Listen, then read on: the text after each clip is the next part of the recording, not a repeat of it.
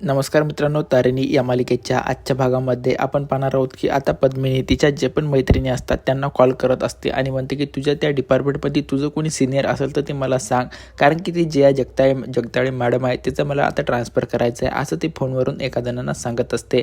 मात्र आता इकडे तारिणी सर्वांसाठी जेवण हे बनवलेलं असतं तारिणीनं आणि त्या ठिकाणी ती सर्वजण बसलेली असताना ती त्यांना वाढत असते. मात्र आता इकडे पद्मिनी बसलेले असते, काकू बसलेले असतात. त्यानंतर तेवढ्यात निशीची आई निशीला घेऊन येते आणि त्यानंतर ते म्हणतात की चल तुला बाहेर जरासं फिरून आणते, तुला बरं वाटेल, यासाठी निशीला तिने त्या बाहेर घेऊन आलेले असतात. त्यानंतर आता तारिणी निशीला चहा देते. त्यानंतर काकू म्हणतात की तुझी ती जे पण काही मर्यादा दाखवत आहे ती तुझी चांगुलपणाची नाही असं बोलत असते आणि तो चहा तुझ्याकडं ठेव, आम्हाला नको असं बोलत असतात.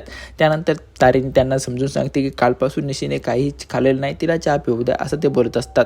मात्र आता ते काकू तिला अडवत असते आणि त्याच्या हातातला चहा आता काकूच्या रक्त्याने तो फेकून दिलेला असतो आणि त्यानंतर आता ते खाली पूर्णपणे कप फुटलेलं असतं. मात्र हे सर्व करत असताना आता तारिणीला खूपच वाईट वाटायला लागतं.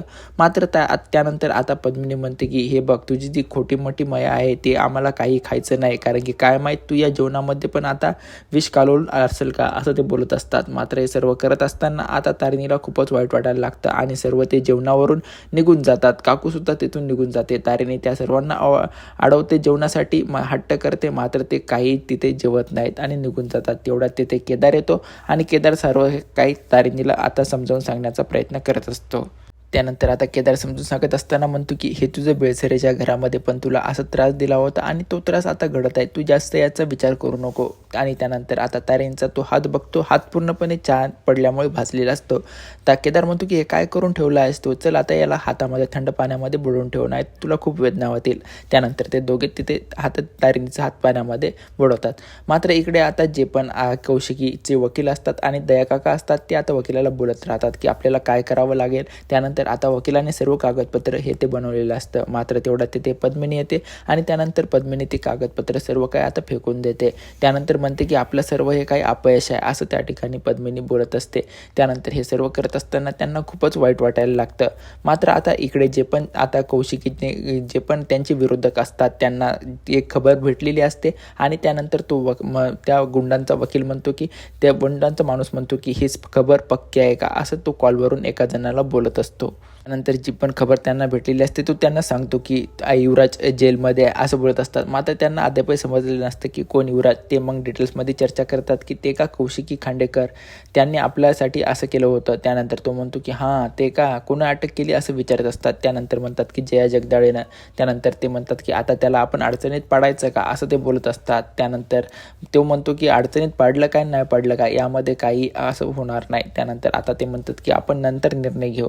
मात्र इकडे आता पद्मिनी काकूने खूपच गोंधळ घालून ठेवलेला असतो आणि म्हणतो की काय तुम्ही किती दिवस झाले, किती तास झाले, 12 तास झाले, अद्यापही माझा युवराज घरी परत आला नाही, तुम्हाला काय त्याची काळजी बिळजी आहे की नाही असं बोलत असतात. त्यानंतर वकील म्हणतात की कुठं पोलिसांची चूक झाली का हे आपण पाहणार आहोत आणि ती चूक शोधूनच त्यांना आपण युवराजसाठी बेलसाठी आपल्याला काय करता येते का ते आपण करणार आहोत असं बोलत असतात. पद्मिनी म्हणते की तुम्ही अद्यापही काहीच केलेलं नाही का असं बोलत असतात.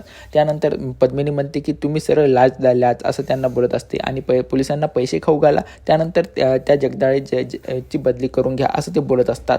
मात्र आता हे सर्व बोलत असताना कौशिकी म्हणते की खांडेकराच्या तत्वामध्ये लाच देणं बसत नाही, कारण की युवराजने काही गुन्हाच केला नाही, आपण कसे काय त्यांना लाच द्यायचं असं ते बोलत असतात. मात्र हे सर्व करत असताना पद्मिनी म्हणते की तुमची तत्व तुमच्याजवळ ठेवा असं ती कौशिकीला बोलत असते. काय केलं तुझ्या तत्वानं, माझ्या युवराजला घरातून घेऊन गेले ना ते, आणि तू त्याला सोडून पण शकली नाहीस, आणि काय करायची ती तत्व असं आता पद्मिनी कौशिकीला बोलत असते. त्यानंतर इकडे आता तारिणीला जी पण काही जखम झालेली असते त्या जखमला आता कौशिक असाय लावण्याचा प्रयत्न करत असतो. मात्र हे सर्व करत असताना आता तिथे त्यांना तारिणीला बाबाचा कॉल येतो. बाबाचा कॉल आल्यानंतर तो कॉल उचलला जातो. बाबा म्हणतात की मला माहीत आहे रेखा तिथे येऊन तिने खूपच गोंधळ घालून ठेवला असेल, ती जरी इथे भेटण्यासाठी आली असेल, मात्र ते निशीची आई म्हणून नाही तर तुला तिथे त्रास देण्यासाठी आली असेल आणि तिने खूप काही तुला त्रास दिला असेल असं ते सांगत असतात. त्यानंतर त्यानंतर तारिणी म्हणते की नाही बाबा तसं काही नाही झालेलं असं बोलत असते. मात्र हे सर्व करत असताना आता बाबाला पूर्णपणे खात्रीनं बाबा म्हणतात की तुझ्या आवाजावरून तर मला तसंच वाटतंय.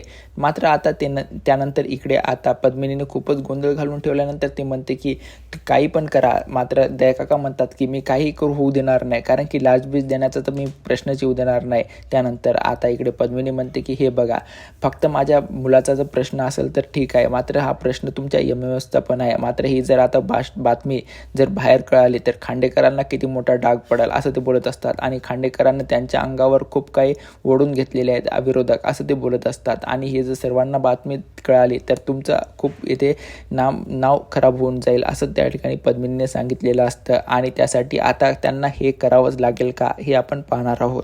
त्यानंतर आता इकडे तारिणीचे बाबा तारिणीशी बोलत असताना म्हणतात की तारिणी, जे पण तू त्या गुलाबला बघितलेलं आहे ते खरंच होतं का असं विचारत असतात. त्यानंतर तारिणी म्हणते की बाबा तुम्हाला हे सर्व काय खोटं वाटते मी जे सांगितलं ते.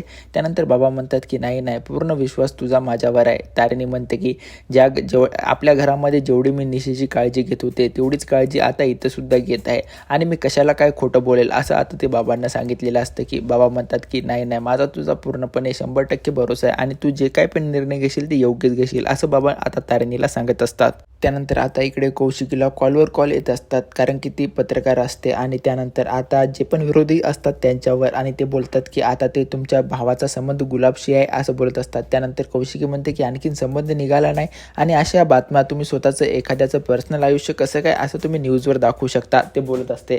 मात्र हे सर्व करत असताना आता कौशिकीला वाटतं की आता आपल्या डोक्याला खूपच ताण झालेला आहे. तेवढ्यात तिथे आता निशीची आई पण आलेली असते आणि कॉल कट झालेला असतो.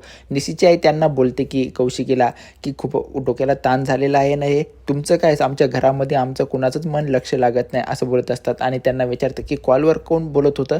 त्यानंतर कौशिकी म्हणते की सर्व गोष्टी तुम्हाला सांगणं हे मला काही महत्त्वाचं वाटत नाही असं ते सांगत असते. त्यानंतर आता ते म्हणतात की कौशिकी म्हणते की हे गोष्टी सर्व कशा काय बाहेर कोणाला कळल्या असतील. त्यानंतर निशीची आई म्हणते की का कळणार नसणार, तुमच्या घरात तुमचे विरोधी आहे ते म्हणजे तारिणी सकाळपासून 10 जणांना फोन करून सांगून झाले, सगळ्याकडं या अफवाती पसरत आहे असं बोलत असतात. त्यानंतर कौशिकी म्हणते की मला नाही वाटत ती हे गोष्ट काही कोणाला सांगत असेल. त्यानंतर आता निशीची आई म्हणते की कौशिकीताई, दिसतं तसं नसतं म्हणून जग फसतं असं ते बोलत असते. त्यानंतर आता कौशिकीला वाटतं की निशीची आई खरंच बोलत असेल, आता आपण एकदा तारिणीकडे जाऊन बघायला तर पाहिजे. त्यानंतर आता तारिणी इकडे बाबांशी कॉलवर बोलत असते, आणि चक्क आता कौशिकी पण आता तारिणीच्या रूममध्ये निघण्यास सुरुवात झालेली असते. त्यानंतर आता तारिणी बाबाशी बोलत असताना बाबांना सर्वच काही सांगून टाकत असते की कारण की त्या जे मॅडम खूपच डेंजर आहेत आणि त्या कुणाचंही ऐकून घेत नाहीत. कौशिकी तिकडे गेल्या होत्या, मात्र त्यांना पण त्यांनी खाली हात पाठवला आहे असं आता तारिणी बोलत असते. तेवढ्यात आता तिच्या रूममध्ये कौशिकी येते, आणि कौशिकी आल्यानंतर तो तिच्या हातातला जो पण फोन असतो तो हिसकावून घेते आणि म्हणते की हे काही कुणाला सांगण्याची गरज नाही असं बोलत असते. आणि तारिणीला म्हणते की जेव्हा तू खरं बोललीस युवराजच्या बाबतीत, गुलाब त्याच्या रूममध्ये होता तेव्हा मी तुला घरामध्ये केलं आणि तुझी बाजू मांडून घेतली असं बोलत असते. त्यानंतर आता म्हणते की तुला माहीत आहे का, तू या खांडेकरांची सून आहेस आणि आपल्या घरातल्या गोष्टी घरातच राहिल्या पाहिजे. 4 भिंतीच्या आत ते बाहेर जाऊन त्या एकमेकांना जाऊन मोठ्या होत असतात आणि ते आपल्या विरोधात जात असतात असं बोलत असते. आणि ह्या गोष्टी बाहेर कोणालाही सांगायच्या नसतात असं तारिणीला कौशिकी बोलत असते. त्यानंतर तारिणी म्हणते की ठीक आहे कौशिकी, तू म्हणतेस तसं. त्यानंतर आता तिथून कौशिकी निघून जाते. त्यानंतर आता इकडे कौशिकीला जाता जाता मोबाईलमध्ये कुठली तरी लिंक येते आणि ती ओपन करून बघते. तर लिंक ओपन केल्यानंतर आता ते चक्क युवराजच्या बातमीबद्दल लिंक आलेली असते. कौशिकी खूपच टेन्शनमध्ये असते. तेवढ्यात आता कौशिकीला कॉल पण येतो, आणि कॉल हा जामखंडेचा आलो असतो. त्यानंतर आता कौशिकी बोलते की बोला जामखंडे, काय कशा पद्धतीनं बोलतात असं बोलत असते. त्यानंतर जामखंडे आता कौशिकीला म्हणतात की तुम्ही तर न्यूज ऐकलीच असेल तुमच्या भावाची असं बोलत असते, आणि त्याने जो पण काही गुन्हा केलेला आहे तो तर तुम्हाला मान्यच असेल, कारण की तुम्ही सत्याच्या बाजूने लढताना, मग आता तुम्हाला सत्य दिसतच असेल असं जामखंडे बोलत असतो. त्यानंतर म्हणतो की तुमचा एक भाऊ अडकला तर काय झालं, दुसरा भाऊ आता ते पण आजात आहे ना असं बोलत असतात. त्यानंतर मात्र आता कौशिकी म्हणते की तुम्ही तुमची लिमिट क्रॉस करू नका, मी फोन ठेवते. त्यानंतर जामखंडे म्हणतात की मी तुमच्या काळजीपोटी कॉल केलेला आहे, तुम्ही असं फोन नाही ठेवू शकत. त्यानंतर जामखंडे म्हणतात त्यांचं सर्व काही काढतात. की त्यानंतर कौशिकी म्हणते की हे बघा, माझा भाऊ अजूनही संशयित आहे, त्याने काही गुन्हा कबूल केलेला नाही असं बोलत असतात. त्यानंतर आता जामखंडे म्हणतात की तुम्ही नेहमी सत्याची बाजू घेत आहेत ना, आता तुमचा भाऊ पण सत्यच असेल त्याची बाजू घ्या, जो पण काही निर्णय असेल त्याला तुम्ही ॲक्सेप्ट करा. तुम्हाला काय वाटतं तुमच्या MMFचं आता नाव हे बदनाम होत आहे असं बोलत असते, कारण की तो संशयित आहे म्हणून आम्ही संशयित म्हणून आता त्याची चर्चा करत आहोत असं बोलत असते. आणि तुम्ही चर्चेला काही पाठबळ देता का नाही असं ते बोलत असतात. मात्र हे सर्व करत असताना आता कौशिकी त्यांच्यावर खूपच चिडलेली असते आणि म्हणते की मी तुम्हाला जे पण तुम्ही मागचे लोकांना हरवून निवडून आलेले आहेत हे तुम्हाला माहीतच आहे, कारण की लोकांची फसवणूक तुम्ही केलेली आहे आणि त्याचा बदला म्हणून आता तुम्ही आमच्यावर असं काय आरोप करता असं कौशिकी त्यांना बोलत असते. आणि म्हणते की आता मी रागाच्या भरात तुमचा कॉल ठेवून देते असं कौशिकी तिथे करते. मात्र हे सर्व करत असताना आता जामखंडे खूपच हसायला लागतात, कारण की आता पूर्णपणे कौशिकी ही त्यांच्या ताब्यात आलेली असते. त्यानंतर आता इकडे तारिणी आणि केदार बोलत असताना ते दोघं एकमेकाला म्हणतात की आता आपल्याला खूप काही करावं लागणार आहे, कारण की जे मॅडम आता काय निर्णय घेतील हे खूपच अवघड आहे. त्यानंतर ती म्हणते की आता इथे घरामध्ये सर्व काही युवराजला वाचवण्याच्या मार्गावर आहेत, कारण की त्याला त्याची निर्दोष मुक्तता सुटका व्हावी यावर सर्वजण आता प्रयत्न करत आहेत. मात्र हे जे मॅडमला कळायलाच हवं आणि मला त्यांना भेटणं खूप आवश्यक आहे अशा परिस्थितीत. त्यानंतर आता केदार तिला थांबवतो की तू असं काही भेटू शकत नाहीस, कारण की घरामध्ये आपल्याबद्दल खूपच आता इथे वाईट परिणाम होत आहेत, कारण की आपण याला त्याला गोष्टी पसरवत आहेत असं आता कौशिकीला पण वाटायला लागतं. आणि जर तू पोलीस स्टेशनला गेली आणि तुला कोणी पाहिलं तर ती एक खूप मोठी न्यूज बनेल असं आता केदार बोलत असतो. मात्र तारिणी म्हणते की काही झालं तरी मला आता जे मॅडमला भेटावंच लागेल, कारण की जे मॅडम कुठेही काही अचानक करून ठेवतील यानंतर त्यांची पुढची स्टेप काय असणार आहे हे आपल्याला कळायलाच हवं, कारण की त्यांनी आता मागे जो पण काही निर्णय घेतला त्यामुळे सर्व काही आपल्याला खूपच वैताग आलेला आहे असं ते बोलत असतात. आणि जे मॅडमला हे सर्व काही आपण बोलणं आणि चर्चा करणं हे आता खूपच महत्त्वाचं आहे. त्यानंतर तारिणी केदार तिला अडवण्याचा प्रयत्न करत असतो. त्यानंतर तारिणी म्हणते की हे बघ केदार, तू मला माझी बायको म्हणून काळजी करतोस ते ठीक आहे, मात्र मी तुझी बॉस आहे आणि मला आता सर्वात जास्त तुझी गरज आहे, तुझ्या सपोर्टची असं बोलत असतात. आणि तारिणी त्याला बोलते की मी येते थोड्याच वेळात असं बोलून तिथून निघून जाते. आता केदार पूर्णपणे विचारात पडलेला असतो की आता तारिणीला आपण जाऊ द्यावं का. त्यानंतर आता हे सर्व काय होईल आणि जे मॅडमला तिथे भेटण्यासाठी तारिणी गेली आणि हे जर सर्व कौशिकीला कळालं तर हे काय करतील आपण हे सर्व भाग उद्याच्या भागामध्ये पाहणार आहोत. अशाच प्रकारचे नवनवीन व्हिडिओ पाहण्यासाठी आमच्या चॅनलला सबस्क्राईब करा. व्हिडिओ आवडल्यास व्हिडिओला लाईक आणि शेअर जरूर करा.